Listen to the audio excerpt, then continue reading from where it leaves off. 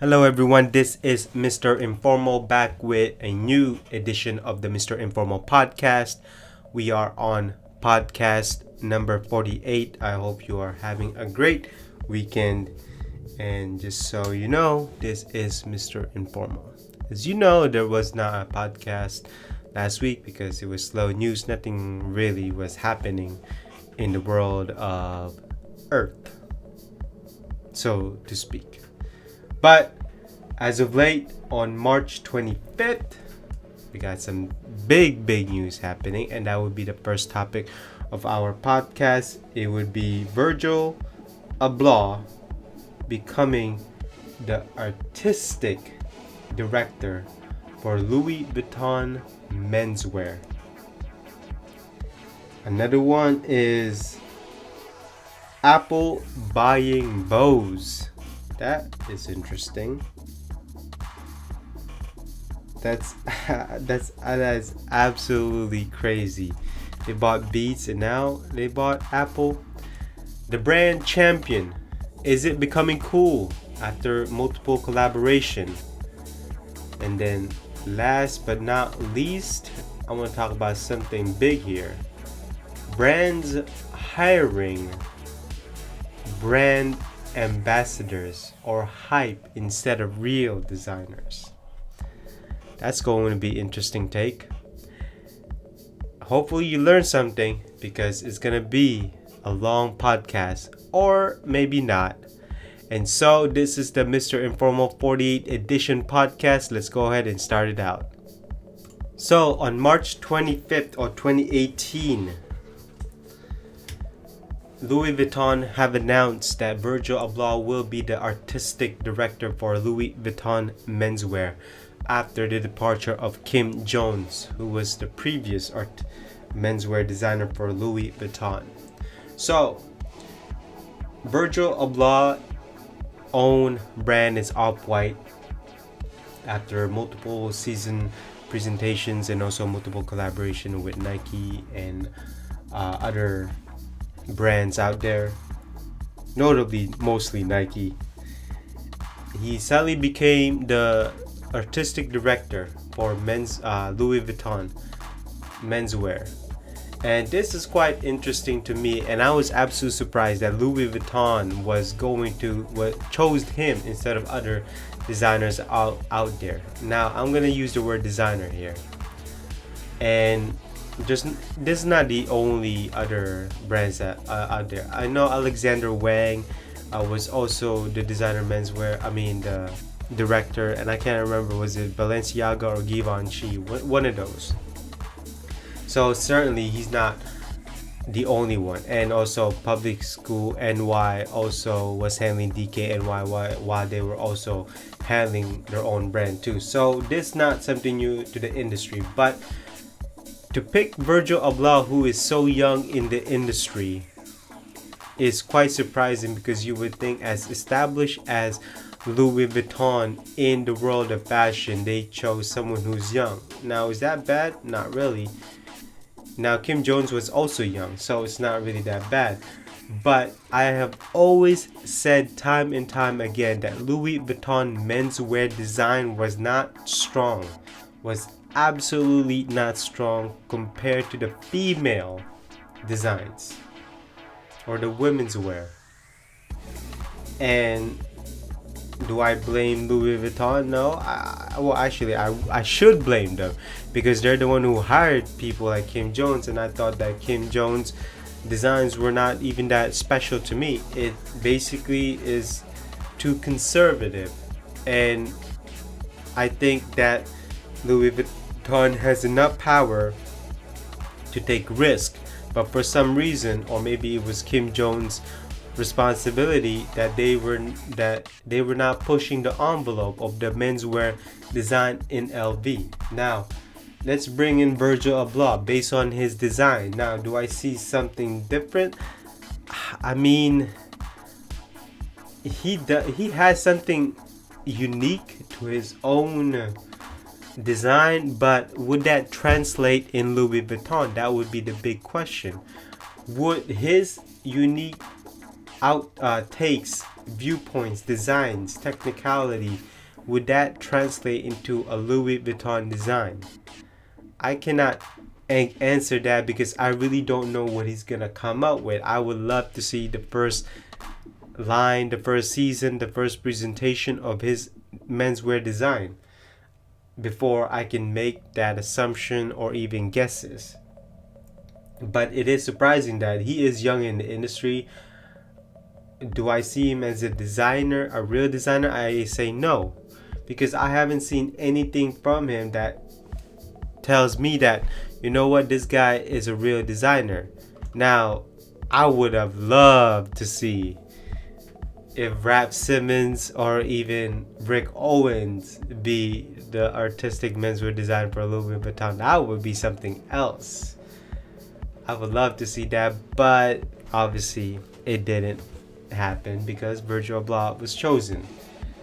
Not only that, the whole industry seems to be 50-50 on it. Many support him, and many industry was very surprised, like I was, because again, to me, very young. I'm not saying that he's not capable of it. For a very established name, a luxury name such as Louis Vuitton versus Off-White, for Virgil to take on, I mean, we'll see what he comes up. This is one of my guesses right here. I would guess that there's going to be multiple collaboration with LB and other brands. Kim Jones set it up, obviously, with the Louis Vuitton and Supreme. That was a major hype, and this to me is something that I guess Louis Vuitton wanted a lot of publicity, and they got it. And Virgil has a huge connections with a lot of music artists out there, aka Kanye West. So obviously this is gonna be big. And Kanye West has a history with Louis Vuitton because he was an intern for Louis Vuitton. If you don't know, he also did Louis Vuitton Jasper, and if you don't know that he designed that. So we'll see how Virgil performs. But as of right now, I mean, I would love to see the first line before I can make a guess as to what he's going to do. Here is something that is very comedic and that gave me a chuckle. Earlier I said that Apple bought Bose, right? But that was on April 1st. But you know what? Let's talk about this. Now, Apple already bought Beats. And think about Apple buying Bose. As you know, Apple do not have a good relationship with Bose. Those two have certain types of pride, obviously. But imagine if Apple bought Bose. That is a move that is gonna have prices so high that we all cannot afford it.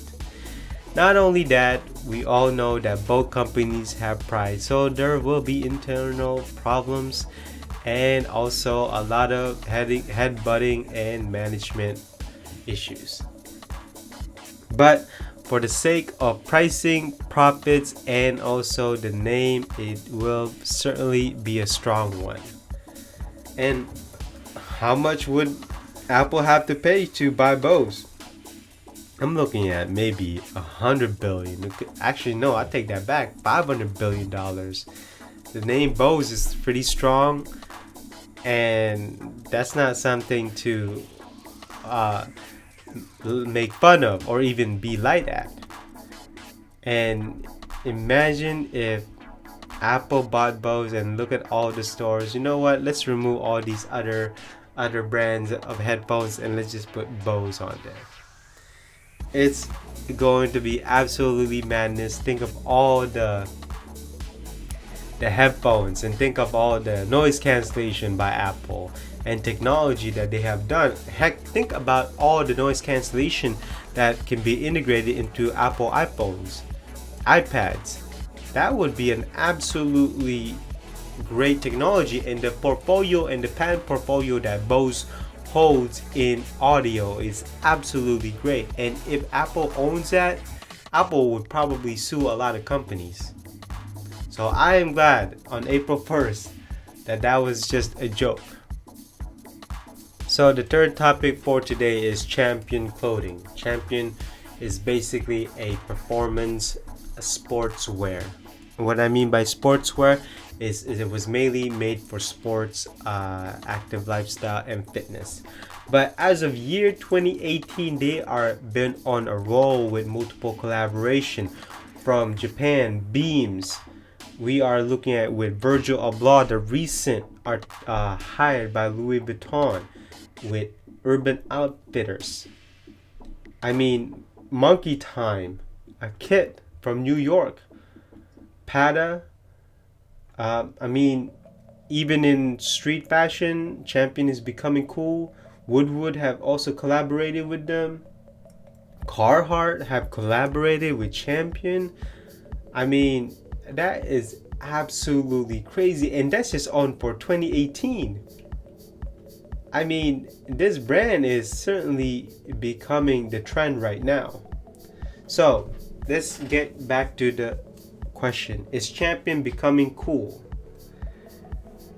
To me, they are becoming trendier, but do I see them as cool? I say no, because Champion has always, to me, when I was growing up, had always had a certain quality about them, especially with their sweaters and sweatpants. That to me was Champion. But with multiple collaboration, I mean, something has to give up, whether it be the quality, whether it be the name itself. Is it becoming too saturated? And suddenly, right now, they're on a roll. Don't get me wrong, they're rising. And again, do I see them as cool? No, I see them as as a brand that's becoming trendier, as becoming known, as actually going back to becoming known, and going back to the way they were supposed to be. Because there was a time when nobody wanted to deal with Champion. I had Champion socks, Champion sweatpants, they're oversized sweaters. But now, even jackets. But now, a lot of brands want to collaborate with them, and that's good and all. And I would always love to see companies be brought back, especially as Champions. I have always loved their logo too, and I see them in Urban Outfitters all the time, and it seems like they have a good relationship with Urban Outfitters, and a lot of people have started buying them, and that's cool and all. And the name Champion, that's obviously a great name to have, Champion. When you wear it, you are a champion, but I'm not trying to joke around here. And I would love to see, you see, for Champion to be cool again, to me, how about present your own line instead of collaborating? Let's see what you got when you stand on your own feet. Hire some great designers, okay, not stylists, but great designers, and see what you can do. Now, I'm not saying that they can't do it, because it's pretty obvious that they can do it. It's just a matter of how they can design. Now, whether it be other designers, maybe getting inspired by their own past catalogs, past designs, whatever it may be, that's where they should start out. That's where they should start. And if they can start on their own and then suddenly become big, have their own retail store, or maybe even just have a great presence in the fashion industry, then it would be cool. Then I would say Champion would become cool again. And this reminds me of suspenders, where they came back, became cool, and then suddenly they were brought back down to earth, and a lot of people just wear them just because it's another way to wear pants. And Champion right now, like I said, it's trending, but is it cool? As of right now, it is not. Alright, so the last topic for this podcast is brands hiring brand hypes instead of real designers. I really find this annoying. I just don't get it. If you're an established brand, why do you need these people for? but it seems like it's a common trend. There was a time when Swiss Beats was the design director for Reebok. I mean, Virgil Abloh to me is right now is just hype. I don't mean to say that in a negative connotation, but it's just hype to me. And then in the recent news, as you know, Kim Jones went to Dior home and he actually brought Yun An from Ambush as a jewelry designer for Dior home. So, I mean, obviously, in any industry, it's all about the name instead of the game, and this is not nothing new. And when you hire certain artists or even musical artists to become your brand ambassadors, certainly there's something wrong with you. And even stylists, I love using the word stylist because I see a lot of these stylists being hired by these established brands knowing they could do better. I guess they're just doing this to get their name out there, to have people speak about it. Same as me. See, I'm talking about it right now. You see, when I talk about it, suddenly everyone wants to know about it. You know, any press is good press, no matter in a positive or even a negative way. And the negative effects of this is obviously the real designers out there are still not being hired. And obviously it's hard to find jobs out there, especially when you want to work for an established brand.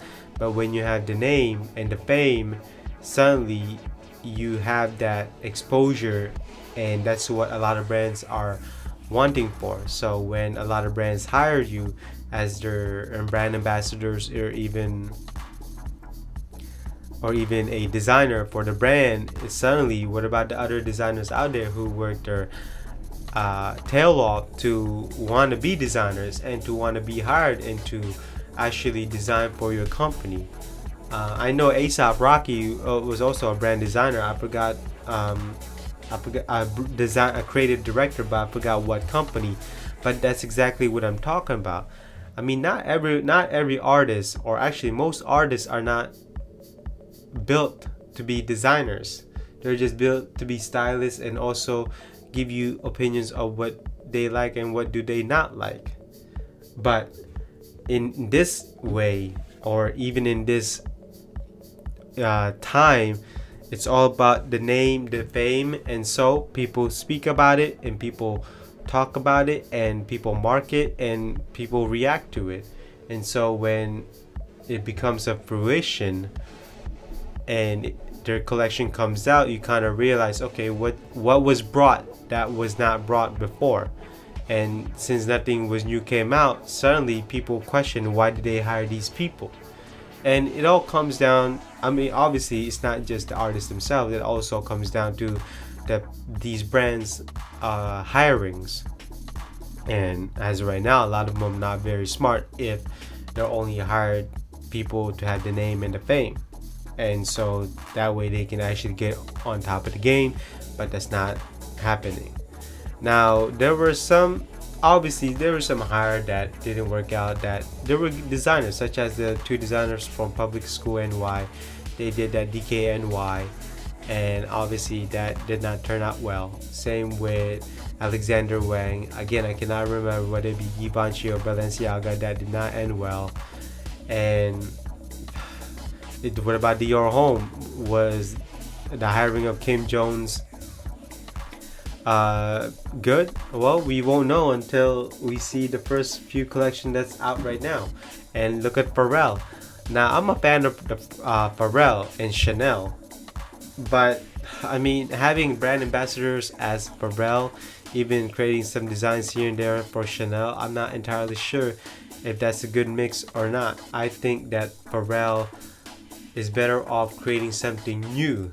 If there were a collaboration that I would have loved to see, obviously it should have been human made by Nigo, who actually made Bape or Bathing Apes.